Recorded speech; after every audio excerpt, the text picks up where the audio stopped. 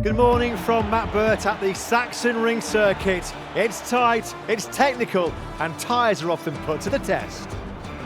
In a few moments, we'll move to the main straight to watch the start of the MotoGP race.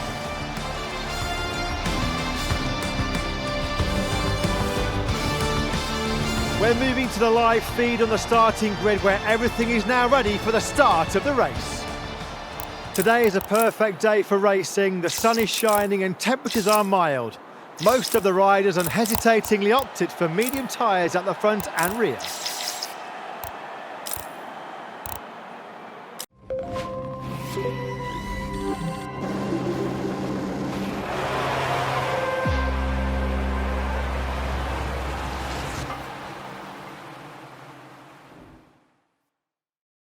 Crash. So Alex Marquez, Brad Binder and Aleix Espargaro are on road 3. Just behind them it's Enea Bastianini, Fabio Quartararo and Maverick Vinales, while Fabio De Gianantonio, Augusto Fernandez and Miguel Oliveira are on row 5. Franco Morbidelli, Taka Nakagami, Raul Fernandez and Jonas Folger complete the grid. The lights are about to go out. Pecco Bagnaia is starting on the front row thanks to the pole position taken yesterday. All hell will break loose in a few moments.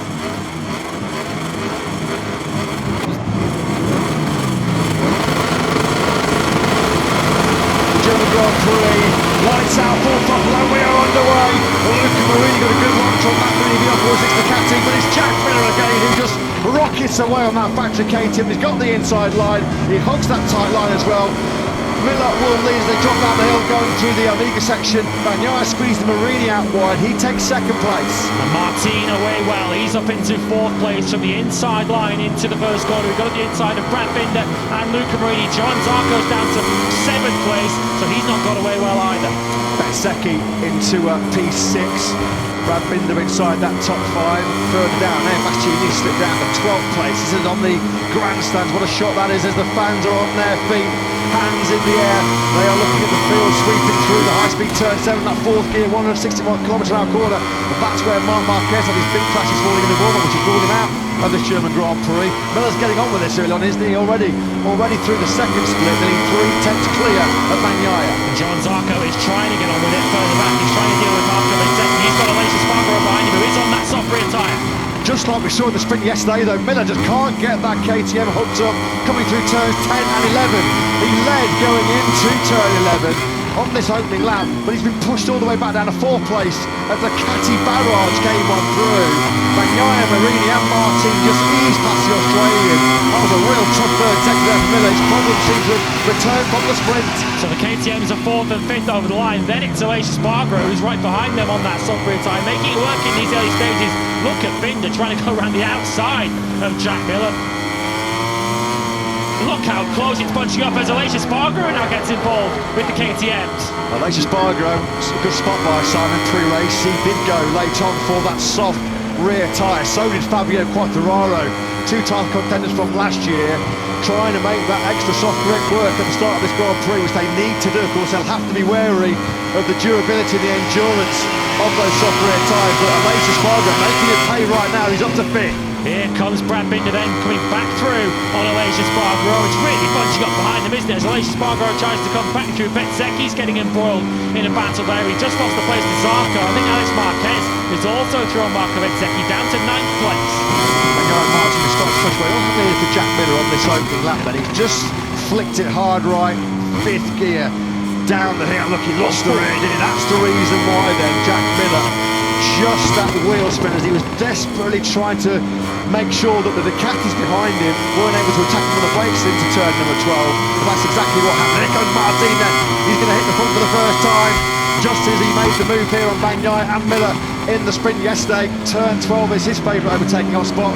And now Martin picks up the baton. Heelings here at the Saxon Ring, about to complete lap 3. Danger signs then for Bagnaia, because once Martin got past him yesterday, Bagnaia didn't really see him again in the remainder of the sprint. Martin sets the fastest lap of the Grand Prix, half second quicker than Bagnaia, of course. He went from a quarter of a second behind to a quarter of a second ahead. Bagnaia needs to keep him in view and also make sure that he doesn't allow Luca Marini to come through as well.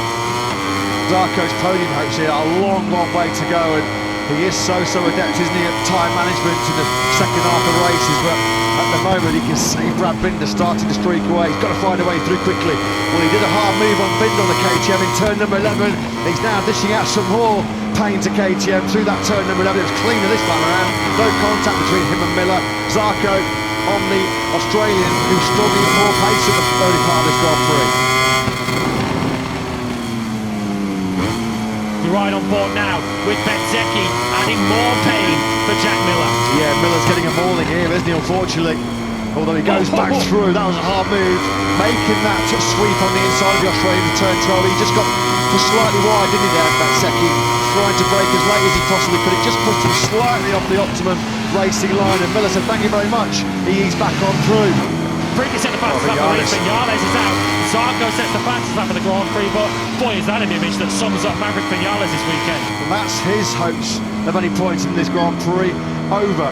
Binder feels as if he's got podium pace here. If he can get through Marini quickly, he might well be able to latch on to the lead pair. We ride on board with Binder down the hill through the Ralph Baldwin curve, and look how it closes in on Marini. Binder up to the inside. He's not allowing Marini to turn in. Binder able to get to the apex first, and the South African is up into the podium positions. So Binder, you can just see that rear ride height device squatting on the KTM, and he tries to pick up the drive grip. He'll do the same now coming out this final corner. There's your live championship. It's getting better into that title race picture for Jorge Martin. He could be within striking distance, just 16 points behind Pecco Bagnaia. Marini's got it all on here, not just to hang on to that fourth place fight for the podium, because Zarco behind him on the previous lap was 3/10 of a second faster. Zarco's charge continues. We're on board now with Marini through this high-speed turn 7. This is where Marc Marquez had that sickening high side this morning. High-speed barrel roll through the gravel trap. That's why the former King of the Saxon Ring, the undisputed King of the Saxon Ring, sidelined from this Grand Prix. He withdrew pre-race. There is Binder then now. When he passed Luca Marini, here comes Zarco and his beloved turn number 11. How many overtakes in his Grand Prix career was Johan Zarco made there? It was through on Bindi yesterday in the sprint. He made a hard move, a fair move on Miller early on, and this time his latest victim through the Waldman curve is Luca Marini. I don't think there's any corner on the Grand Prix calendar that Johan Zarco loves more than the Waldman curve. Turn number 11 here in the Saxon Ring. I'm surprised at the end of this Grand Prix at Quattraro not doing 23s. He's already in the mid-122s, suffering with that fading grip on that soft rear tyre. You've got to say at the moment, this has been a phenomenal job. Yellow flags are out in sections. Binder's gone down. Brad Binder, you can see his name tumbling down the timing screens. And that's a big one, isn't it? Oh, he looks really, really groggy. He looks really, really groggy, doesn't he, there? He'll be getting a standing 8 count if he's in a boxing ring right now with Brad Binder.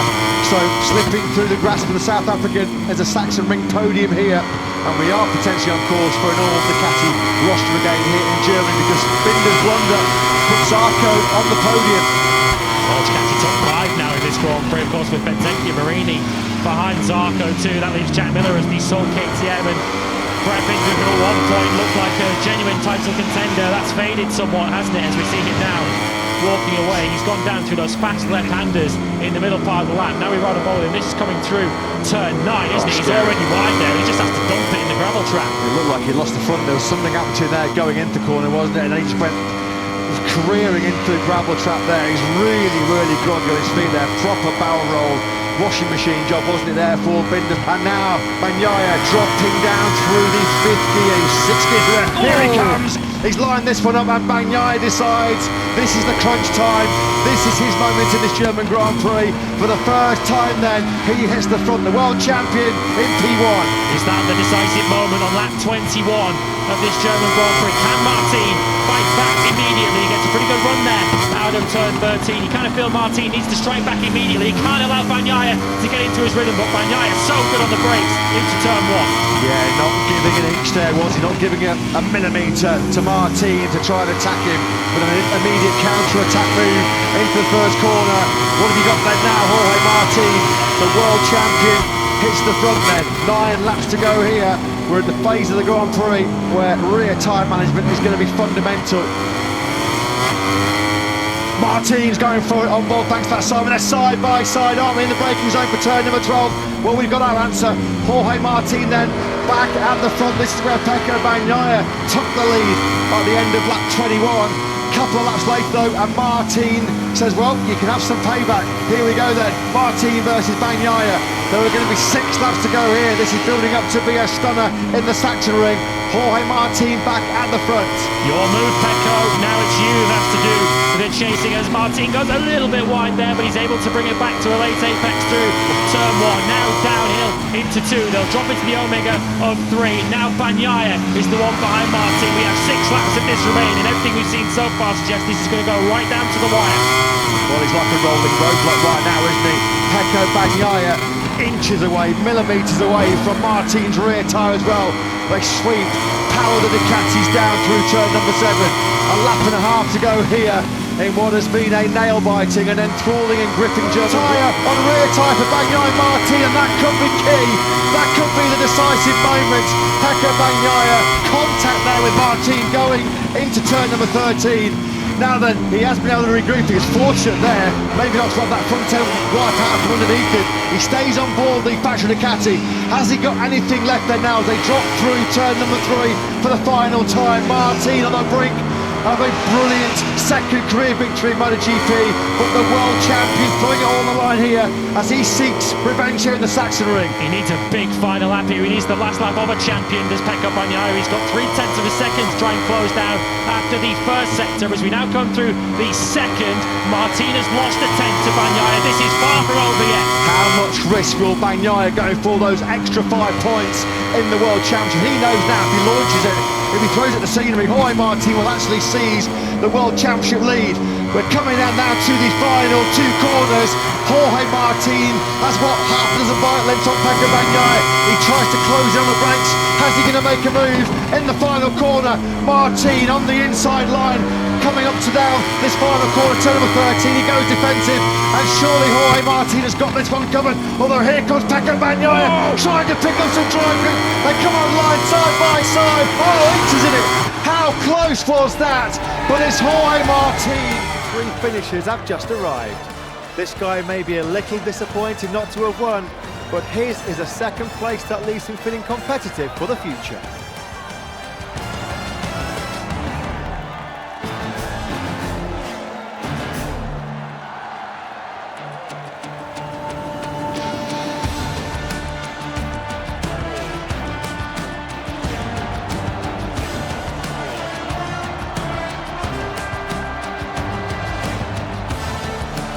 Here are the top 3 on the podium. These riders gave a great performance. It was a real pleasure to watch them compete.